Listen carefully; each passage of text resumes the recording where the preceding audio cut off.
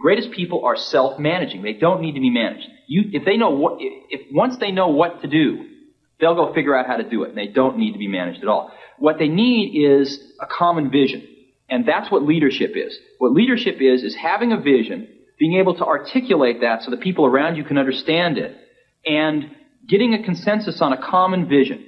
We wanted people that were insanely great at what they did, but we're not necessarily those seasoned professionals, but who had at the tips of their fingers and in their passion the latest understanding of where technology was and what we could do with that technology, and who wanted to bring that to lots of people. So the neatest thing that happens is when you get a core group of 10 great people, it becomes self-policing as to who they let into that group.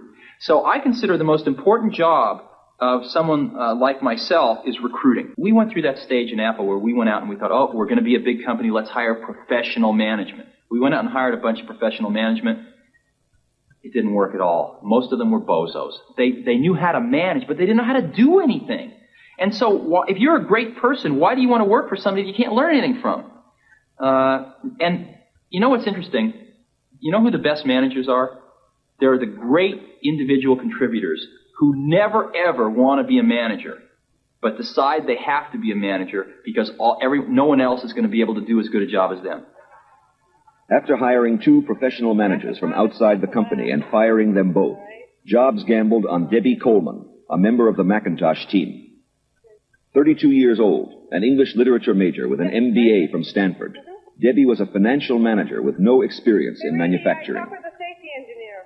I mean, there's no way in the world anybody else would give me this chance to run this kind of operation. And I don't kid myself about that. This is an incredible high risk, both for myself personally and professionally, and for Apple as a company, to put a person like myself in this job. I mean, they're really betting on a lot of things. We're betting that my skills at organizational effectiveness, override all those, lack of technology, lack of experience, lack of, time in manufacturing.